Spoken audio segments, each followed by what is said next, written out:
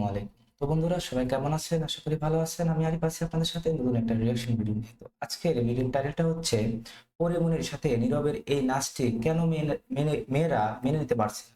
কারণ পরীমনির জন্মদিনে নীরব কেন বা নাচতো বা এই নাচটা কেন বা মেয়েরা মেনে নিতে পারছে না? আজকের এই ভিডিওটা কেউ মিস করবে না। ভিডিওটা শুরু থেকে শেষ পর্যন্ত দেখার অনুরোধ করছি। তো বন্ধুরা চলুন ভিডিওটা শুরু করা যাক।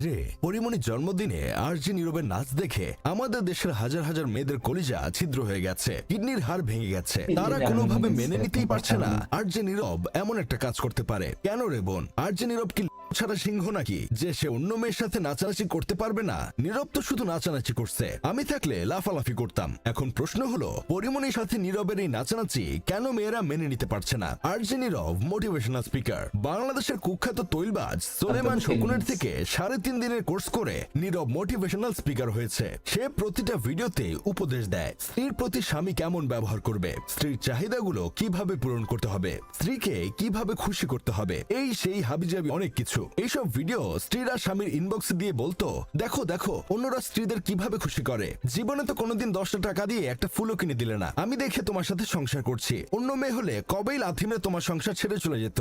এখন পরিমণির সাথে নীরবের নাচানাচি ভাইরাল হবার পর স্বামীরা স্ত্রীদের ইনবক্সে এই ভিডিও দিয়ে বলছে, আমি আর যাই করি, অন্য মেয়েদের সাথে তো আর নাচানাচি করি না। ঠিক এই কারণে মেয়েরা এটা সহ্য করতে পারছে না। দেখেন ভাই, মোটিভেশনাল স্পিকারের কাজই হলো অন্যকে উপদেশ দেওয়া, নিজে এই উপদেশ মানবে কি মানবে না এটা তো কোথাও লেখা নাই। সত্যি কথা বলতে আরজে নীরব ক্যামেরার সামনে যে কথাগুলো বলে সে কথাগুলো আগে থেকেই স্ক্রিপ্টে লেখা থাকে। যেহেতু তিনি একজন কন্টেন্ট ক্রিয়েটর সেহেতু আগে থেকেই ঠিক করা থাকে উনি ক্যামেরার সামনে এই কথাগুলো বলবেন। এই সাজানো কথাগুলো শুনেই মানুষ ভেবেছিল নীরব ব্যক্তিত্ব সম্পন্ন চরিত্রবান একজন ফেরেশতা, যাকে বলে জিন্দাউলি। অথচ 15 বছর আগে লাইভ অনুষ্ঠানে একটা মেয়ে নীরবকে ফোন দিয়ে বলে, তুমি এমন করে আর কত মেয়ের জীবন নষ্ট করবে, বাচ্চা ভালো হয়ে যা। সে যদি জিন্দাউলি থাকতো তাহলে তো মেয়েরা থেকে লাইভ অনুষ্ঠানে সাধু চলিত ভাষায় গালাগালি দিত না। দেখেন ভাই, আমি একটা তিতা সত্য কথা বলি, একজন কন্টেন্ট ক্রিয়েটরের কাজ হলো আপনার পছন্দের কথা বা বক্তব্য বানিয়ে ভিউ ব্যবসা করা, এটাই তাদের পেশা। আপনি যা শুনতে চান সেগুলোই আপনাকে শোনাবে, মাঝখানে বোনাস হিসেবে পায় জনপ্রিয়তা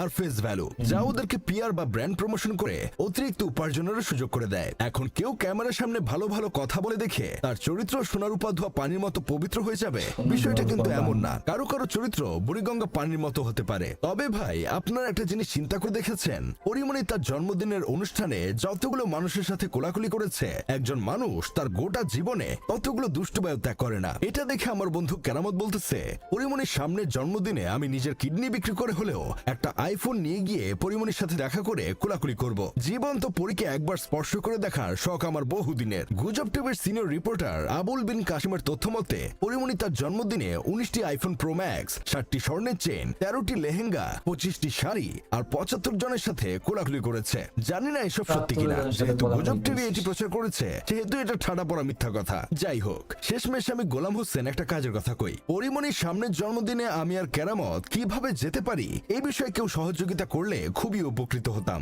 না মানে যদি কোনোভাবে যেতে পারি তাহলে নাচানাচি করে সব ফাটিয়ে দিব, জাস্ট ফাটিয়ে দিব। তো বন্ধুরা দেখুন, পরীমনি যখনই তার জন্মদিন পালন করে দেখবেন অনেক জমকালো আয়োজন নিয়ে তার জন্মদিনটা পালন করে। তার পালন করার উদ্দেশ্য হলো কি, যে তাকে যেন সবাই গিফট করে বা এমন কিছু তার কাণ্ড ঘটায় সেটা যেন প্রতিটা মিডিয়ার কাছে যেন সেটা ফাঁস হয়ে যায়। পরিমনির কথা কি বলবো, পরিমনিকে দেখতে অনেক সুন্দর, সবার পছন্দ হতে পারে। আর চরিত্র হিসাবে আমি তো কিছু বলতে চাই না, কারণ তার চরিত্র যে কেমন সেটা আপনারাই বিবেচনা করে দেখবে। এখানে দেখে নীরব যে একটা ইন্টারভিউ নিছিল, সেখানে একটা মেয়ে অনেক গালিগালাজ করছে যে আপনারা আর কত মেয়ের জীবন ধ্বংস করবেন।